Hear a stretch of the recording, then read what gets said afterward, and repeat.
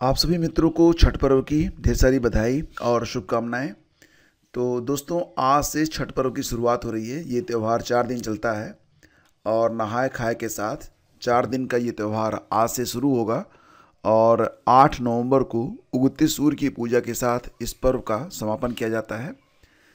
और जैसा कि आप लोग जानते हैं यहाँ पर कि ये जो पर्व होता है, इसमें उगते और डूबते सूर्य की आराधना की जाती है। बहुत सारे लोग, बहुत सारे श्रद्धालु इसमें शामिल होते हैं और बहुत सारे ऐसे भी लोग होते हैं जो कि इस पर्व के लिए अपने घर ज़रूर जाते हैं। दिवाली में भले ही ना पहुंच पाएँ, लेकिन इस पर्व पर अपने घर पहुंचना वो सुनिश्चित करते हैं। और ट्रेनों में और बसों में इसके लिए बहुत ही भीड़ रहती है और जैसे ही कोई ट्रेन आती है उसमें इस प्रकार की स्थिति आपको देखने को मिल जाती है। लेकिन कैसे भी हो, कुछ भी करके लोग अपने घर पहुंचना चाहते हैं छठ पर्व के इस पावन अवसर पर। और ये जो पर्व है वो अपने परिजनों के साथ मनाना चाहते हैं। तो ये हर साल की कहानी है और छठ पर्व पर इस प्रकार की जो भीड़ होती है वो बहुत अधिक संख्या में ट्रेन, बस और अन्य जो कन्वेंशन के साधन होते हैं वहाँ पर जुट जाती है। आज 5 नवंबर है और 8 नवंबर तक ये त्यौहार चलेगा। तो फ्रेंड्स, आइए शुरू करते हैं आज के दैनिक रोजगार समाचार। और देखो, यहाँ पर कहानी ये है कि हाई कोर्ट में अपील नहीं करने से डीएलएड की काउंसलिंग जो है वो रुक गई है। जैसा कि आप लोग जानते हैं, डीएलएड की जो अर्हता नोटिफिकेशन में थी वो यही थी कि स्नातक किए हुए जो अभ्यर्थी है वो आवेदन कर पाएंगे। लेकिन यहाँ पर यशांग खंडेलवाल समेत कई लोगों ने डीएलएड को अर्हता को लेकर हाई कोर्ट में एक याचिका दी थी और कोर्ट को ये बताया था कि डीएलएड स्पेशल कोर्स है, तो उसमें दिव्यांग बच्चों को पढ़ाने के लिए जो अर्हता रखी गई है वो इंटरमीडिएट है। तो इसलिए पूरे डीएलएड की जो योग्यता है वो भी इंटरमीडिएट ही होनी चाहिए। प्रदेश में एक ही कोर्स के लिए अलग अलग अर्हता उचित नहीं है। तो इस पर कोर्ट ने डीएलएड के लिए इंटरमीडिएट ही अर्हता जो है वो निर्धारित कर दी थी।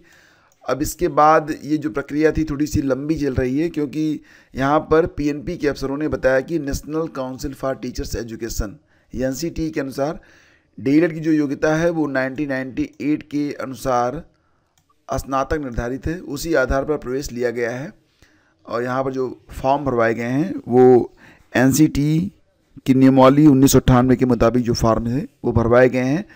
तो उसी के आधार पर ये प्रक्रिया जारी है। तो हाई कोर्ट ने इस आदेश के खिलाफ पीएनपी को अपील करना था। हाई कोर्ट का ये जो आदेश आया था उसके खिलाफ पीएनपी जो है एक अपील करना चाह रहा था, लेकिन इसके लिए अभी तक जो है प्रक्रिया स्टार्ट नहीं हो पाई है और अभी तक इसके लिए विधिक राय ली जा रही है।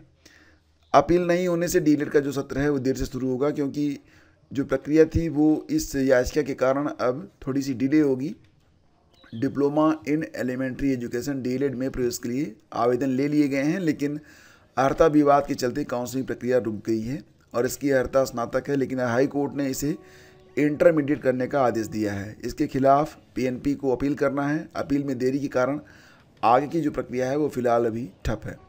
आपको याद होगा कि 18 सितंबर से आवेदन शुरू हुए थे और 15 अक्टूबर तक आवेदन जो थे वो लिए गए थे। और इस कोर्स के लिए सरकारी और निजी विद्यालयों में कुल 2,28,000 सीटें हैं। आवेदन कुल कितने आए हैं? 3,26,000 आवेदन अब तक आ चुके हैं। 16 अक्टूबर को ही मेरिट आनी थी, लेकिन फ़िलहाल तो अभी मेरिट कब आएगी और जो सत्र है वो कब से स्टार्ट होगा इसके बारे में फ़िलहाल अभी आपको वेट करना पड़ेगा। वहीं पर बात करते हैं यूपी पीसीएस और आरओ परीक्षा के बारे में।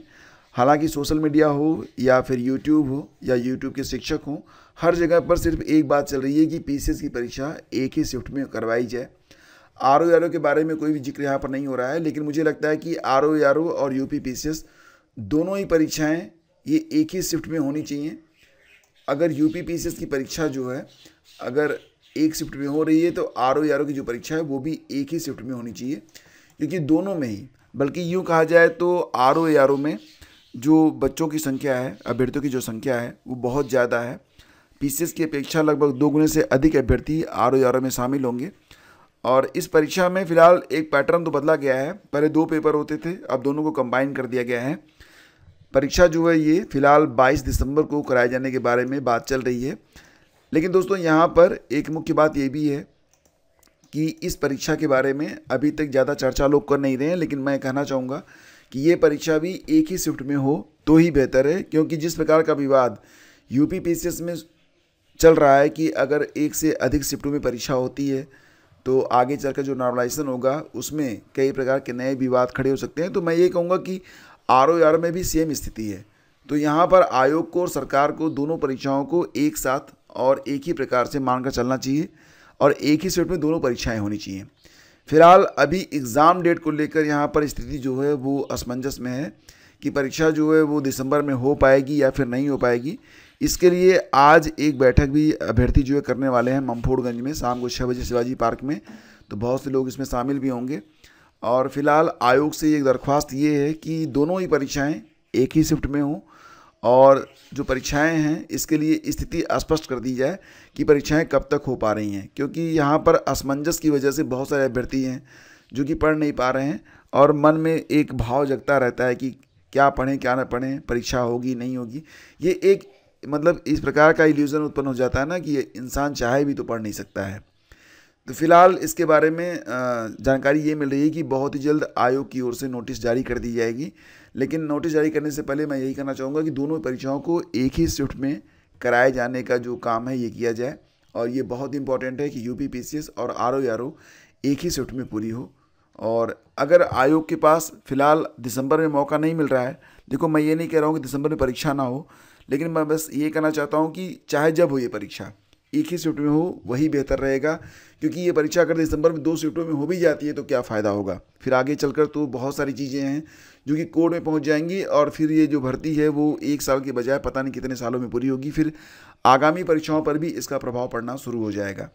तो बेहतर होगा कि आरओआर और यूपी पीसीएस की परीक्षाएं एक ही शिफ्ट में हो और एग्ज़ाम डेट परीक्षा कब करवाना है, कब तक व्यवस्था हो जाएगी, इसकी तैयारी के बारे में आयोग आकलन करके परीक्षा की एक तिथि निर्धारित कर दें।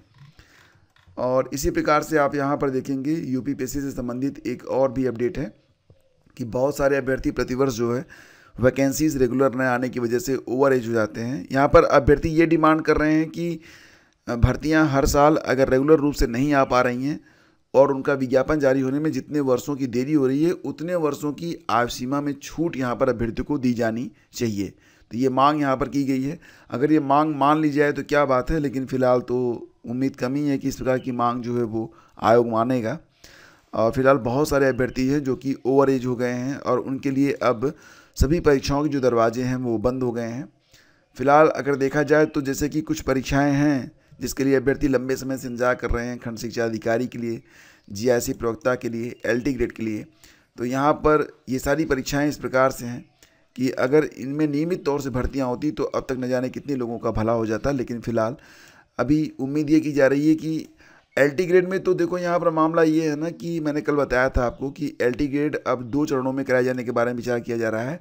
और पक्की ये बात मान चलो कि एलटी ग्रेड 2 चरणों में ही होगी, ठीक है, क्योंकि अभ्यर्थियों की संख्या एक तो ज़्यादा होती है, दूसरी बात ये होती है ना कि एलटी ग्रेड में जो पिछली बार विवाद शुरू हुआ था उसके समाधान के लिए ये बात तो मुझे लग रहा है कि एलटी ग्रेड में एक स्क्रीनिंग परीक्षा होगी, उसके बाद मुख्य परीक्षा होगी। तो बिल्कुल इसका आप लोग मान के चलो और इसी प्रकार से तैयारी अपनी करते रहो।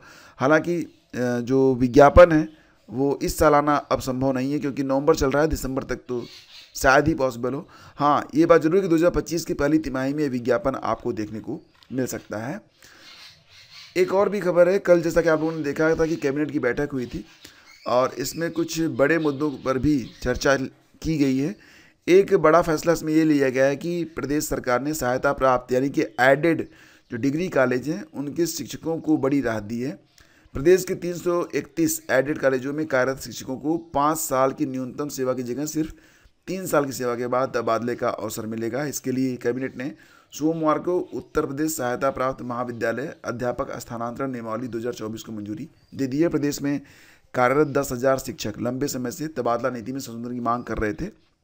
यहाँ पर देखो क्या किया गया है कि उत्तर प्रदेश शिक्षा सेवा चयन आयोग अधिनियम 2023 को हाल ही में लागू किया गया है। इस अधिनियम के तहत उत्तर प्रदेश उच्चतर शिक्षा सेवा आयोग अधिनियम 1980 को निरस्त कर दिया गया है और इससे 1980 के अधिनियम के तहत जारी तबादले के नियम स्वतः समाप्त हो गए हैं। इसके बाद 2005 में जारी नियमावली भी निरस्त कर दी गई है। अब नई नियमावली प्रभावी होगी।